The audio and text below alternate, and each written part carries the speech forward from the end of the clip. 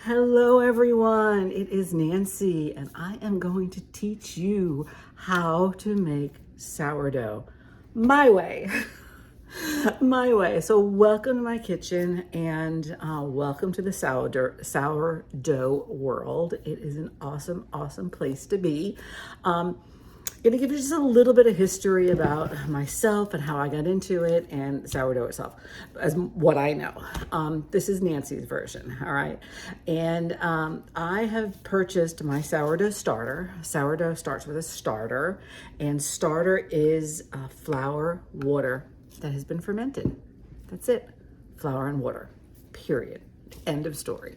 And when it ferments, it actually eats the sugar of the flour and it creates gases inside of it. And those gases then act as yeast to create a rise in baked products, which is really very cool. From what I understand, sourdough has been around for eons. I purchased my sourdough starter in March of 2020 at a farm stand, and I've kept it going ever since. So I'm so happy about that, and I've shared it all over the country. I've taught many people on how to make the sourdough. It seems very intimidating and can be very confusing. There's many videos out there, and I want to kind of break it down and just teach you the Nancy way. Whether it's the correct way or not, I'm not sure because I'm self-taught. But anyway, so it is a little bit of a lengthy process, but it's not hard. So you might see me on the next video with a different shirt on or a different hair, my hair up or what have you, but because it's different stages. So I just want to walk you through that. Very simply, you need a sourdough starter. You need one to get rolling, and you can make one. I've read horror stories on that, so I know nothing of that. You're welcome to try and see what happens. And you got to read up on that because I can't help you on that one. Or you find a great friend who has some sourdough and they share it with you. You will need to take care of your sourdough. And when I mean taking care of it, I mean you need to feed it. And feeding is very simple. It's a live organism. It's live bacteria in here, and sourdough is very good for our systems. It's a pre-digested form. It's a lot lower in gluten naturally because the sugars and stuff get eaten up from the bacteria that's in there. Sounds kind of gross, but it's really great. And it's a wonderful thing. It makes wonderful products. It really does. So back to your sourdough starter. When you first get your starter, this one, I fed it last night, so it has some bubbles in here, but it's not as active as I want it to. There's two terminologies that you need to remember with the sourdough.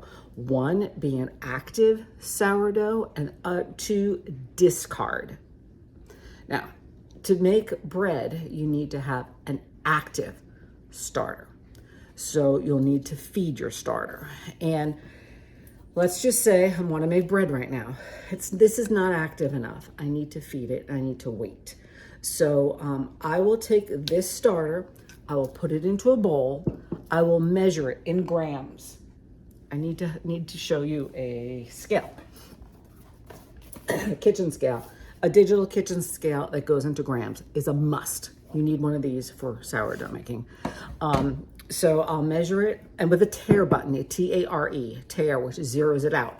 So you can put something on the scale, hit tare, it'll register 0, and then add some more substance to it, and it'll register the weight again, tare, which zeroes it out, and add some more to it. You need that feature on there, which most scales have. So what I would do is I would take my starter, put it into a bowl, weigh it. For example, I have 450 grams of starter here. That's a lot of starter. That's a lot. I want to add 450 grams of water and 450 grams of flour. Now, the flour that you use for feeding the starter can be all-purpose flour. It can be bread flour. I, for one, have the big 25-pound bag of flour that I go through from Sam's Club. It's pretty inexpensive, and that's what I feed my starter with. And then I'll mix it up in a bowl and I will leave it sit. So, all right, so that's how you feed your starter to get it active. Now, as I mentioned, I use the example of 450 grams of starter. If I were to make this into an active starter, I would get 450 times 3, which would be like 1,400 grams of starter. That is a lot of starter. Unless you're making like 10 loaves of bread, you don't need that much starter. So when the starter is not as active, it can be used as discard. The concept of discard is you take the spent starter out and toss it in the trash. I don't toss anything. There's many, many, many different recipes for discard. Discard is starter that just doesn't have the bubbles to it. You could make muffins, you can make bread, you can make quick breads as in quick breads. You could do probably cinnamon rolls. I have a brownie recipe, I have like a pancake recipe.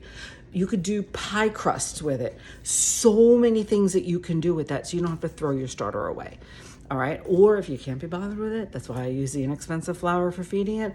You could take some out and toss it to make it a more manageable amount. Otherwise, you're gonna have tons of starter.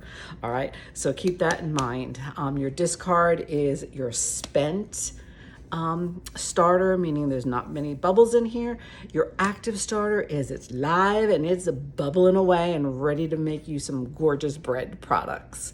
All right, so I'll catch you tomorrow when I actually put some bread together. Good morning. It is time to make some bread. And again, I mentioned it is a little lengthy process. This is my starter that I had fed a couple days ago. It has a little bit of air bubbles in here, but not enough for some bread. Now, you notice that there's a fair amount of starter in here. My guess is somewhere around 400 grams. If I made starter with the entire mix here, I would get over 1,200 grams of starter, which is a lot. I don't need that much. So it's still good. It's not hungry, but I need to make bread. So I have a clean container here. I'm gonna put it on my scale, zero it out, 0 grams. Now, what I wanna do is I wanna add 100 grams of starter.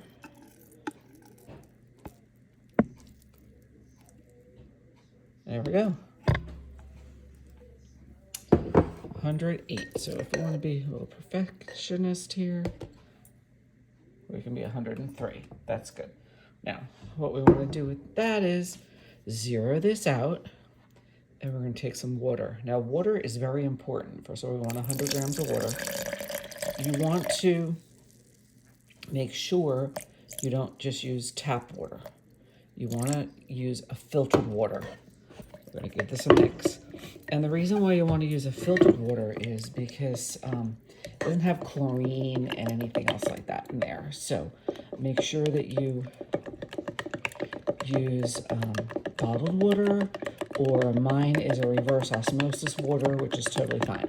So I mixed the 100 grams of starter with the 100 grams of water, and I've mixed it up. And you can see it's pretty mixed pretty well. It's thin, which is fine. We're going to put this back on the scale. And I can leave my spoon in there, and I'm just going to tear it out. So it's 0. And we're going to add some flour. And again, I had mentioned that I do use my Sam's Club flour for feeding, which is totally fine. And we're just going to get to 100.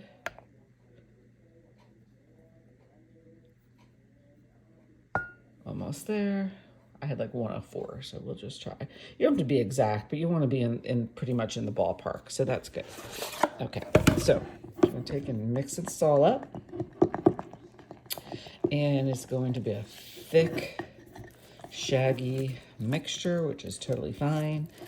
And what we will do is we will leave this sit out on the counter, covered slightly. I like to use plastic wrap when I'm in this type of situation, for probably about 4 hours. And then my starter will be freshly fed, and my starter will be ready to mix up some sourdough. So there you have it, nice and sticky, and we are good to go. All right. will catch you in a couple hours.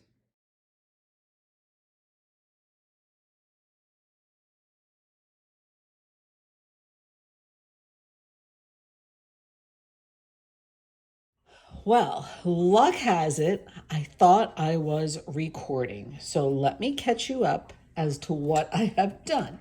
My starter, it was nice and bubbly, and you might be able to see it in there. Nice, really, really nice and bubbly. When I first mixed it up, my starter was up to here. And then after I let it set for a couple hours, it grew all the way up to here. I measured into my bowl 200 grams of starter and then 600 grams of water, and I mixed this up. You could measure the water out ahead of time and then go ahead and add it in so you don't have to do it at the same time. This little handy tool is called a Danish whisk. I just received this and it really mixes up things very, very nicely. Now, to this, I'm going to add my flour. I need 900 grams of flour.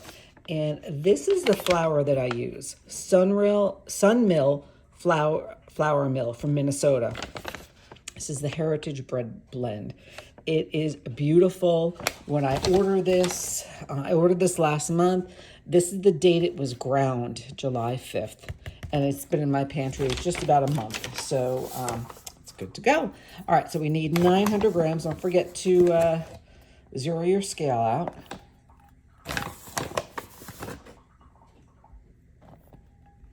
I think the quality of your flour really depends on your, the quality of your flour will yield a better loaf. So you always want like higher quality. It looks like a lot of flour, but we are good. We are getting there. Almost there. Oh, a little bit too much. There we go. Okay. Now, to that, you need to zero out the scale again, and don't forget your salt.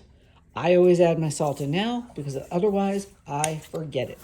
So this is going to be 20 grams of salt. And there you have it. And that's it.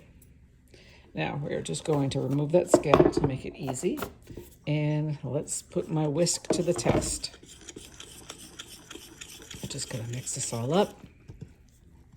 Okay, so as you see, it's all mixed in. I did use my whisk for most of it, but I just got in there with my hands and I mixed it up. All right, now you can see that this is like a shaggy dough. This is what's known as a shaggy dough. So this is really the only part of babysitting that you need to do for your sourdough.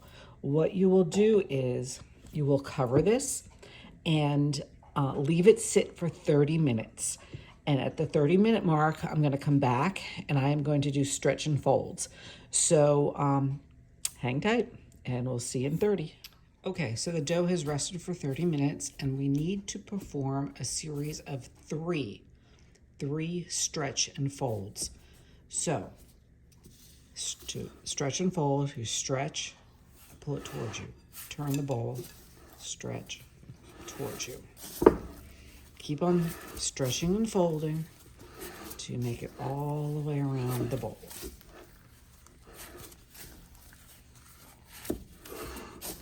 And that's it.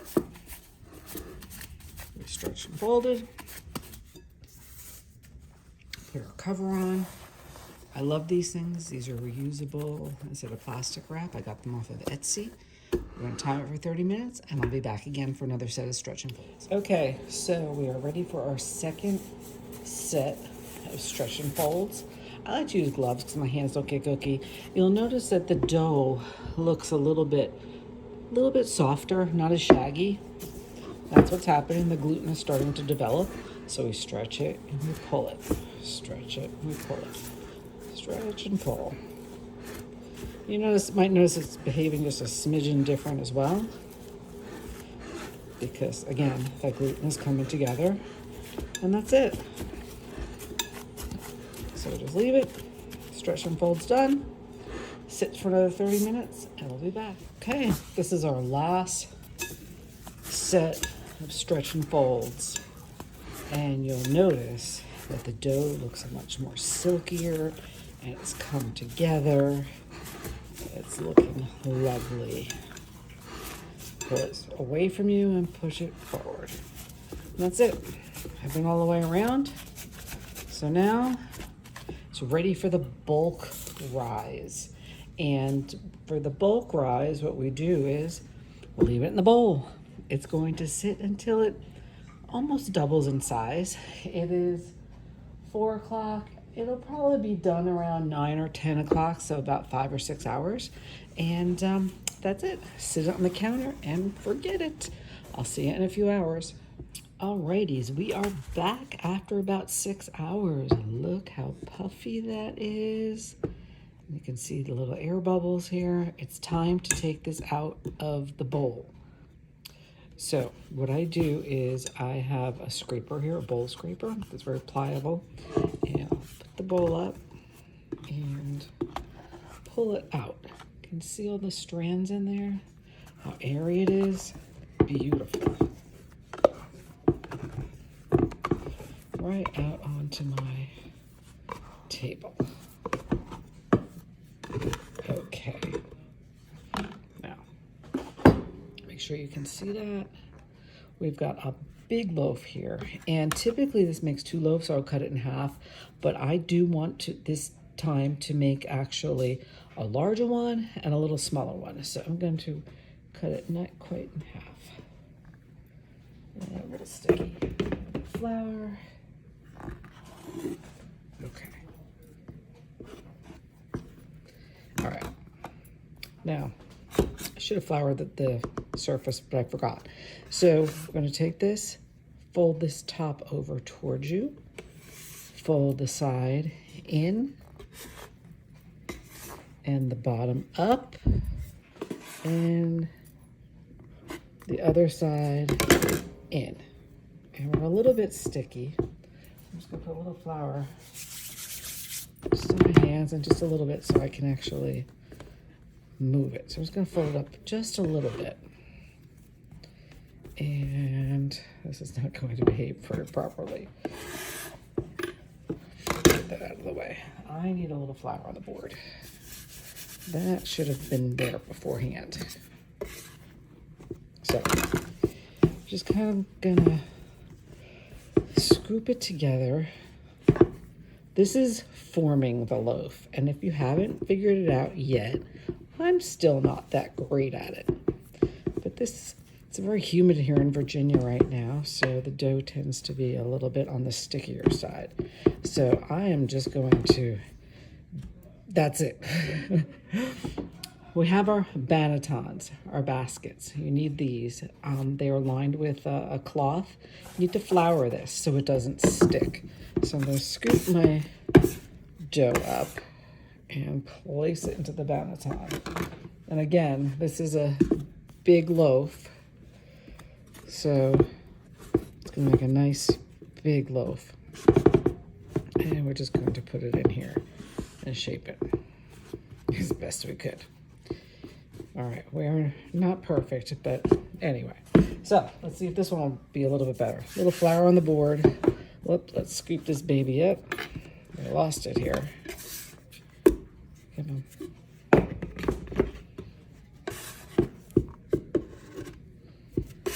There we go. Okay. So over, over, over, and over. And like I said, a little bit sticky here. And I just kind of, can you see the air bubble popping up?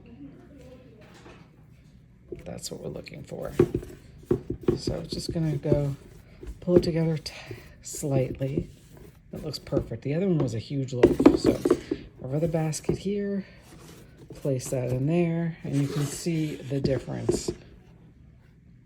So I do really want a nice big loaf here. And that's it.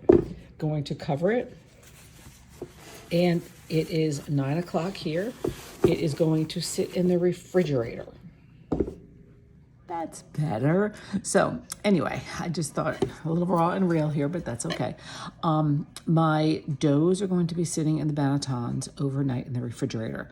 They can be baked tomorrow at any point in the day. If I want the warm bread for dinner, I could wait until later on in the evening to do it, or I'll do it first thing in the morning. It doesn't matter.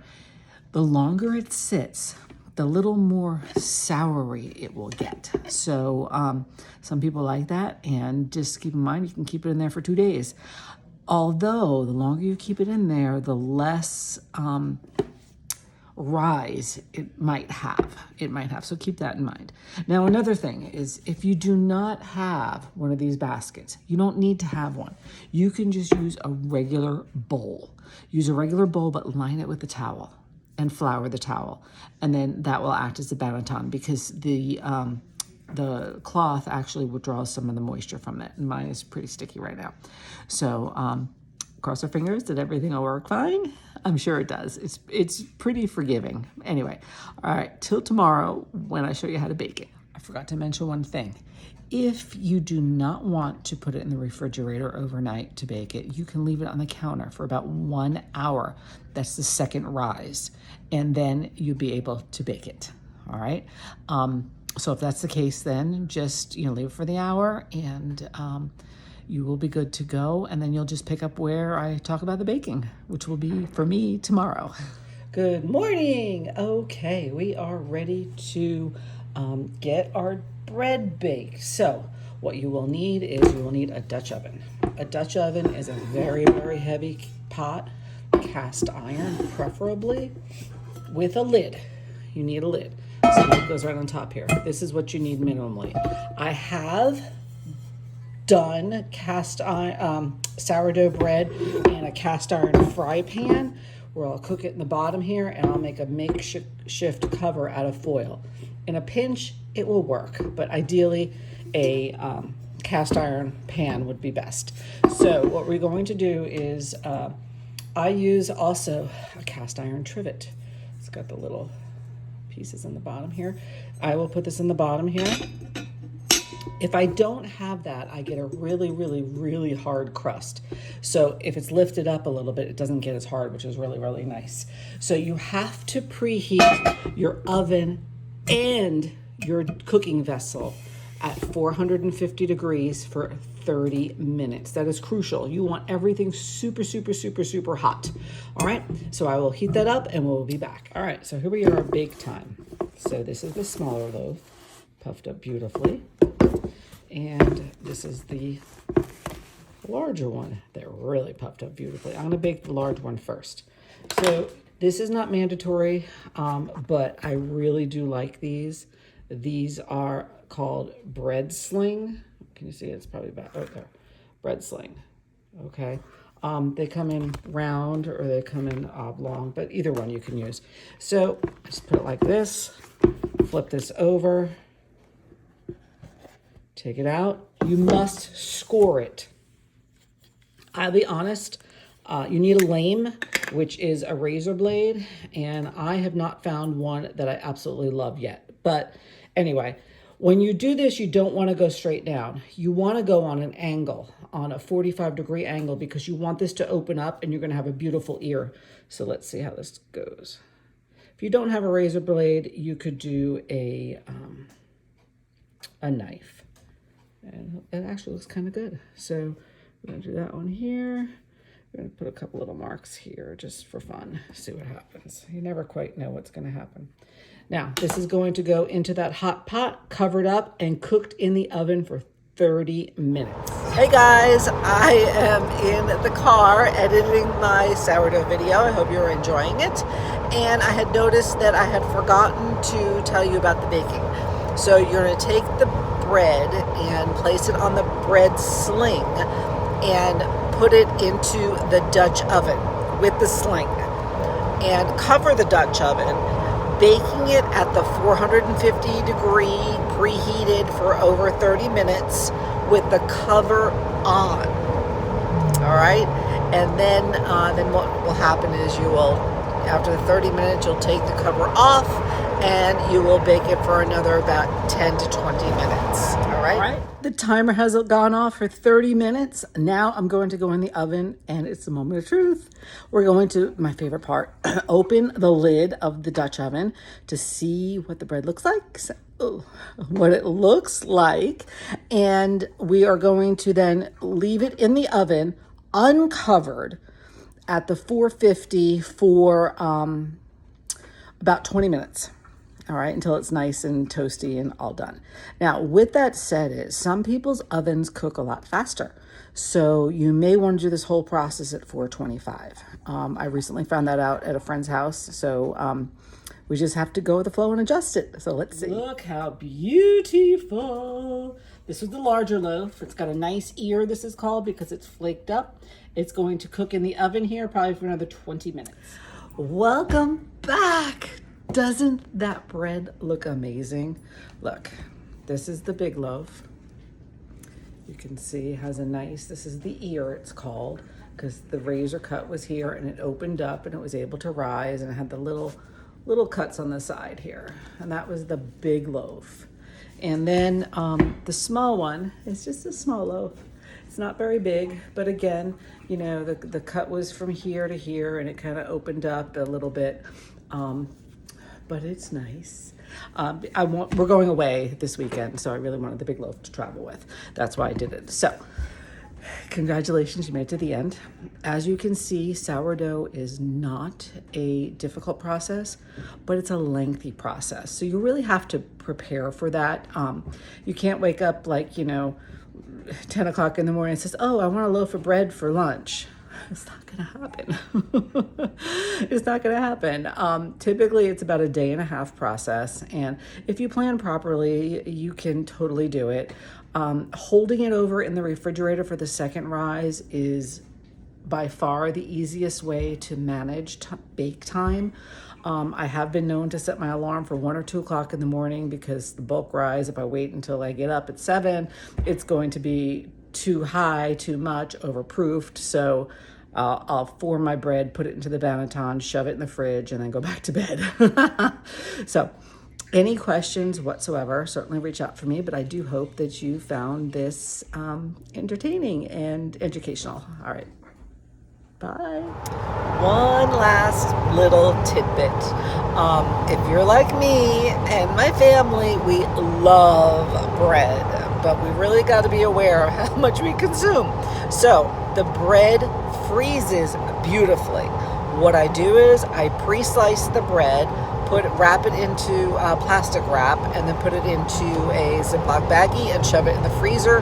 And whenever we want fresh bread, we pull it out and typically just pop it into the toaster or the air fryer and just toast it up crispy and enjoy it. So that way my bread lasts for a while and I am not consuming 10 loaves of bread a week. All right, have fun. Any questions? Let me know.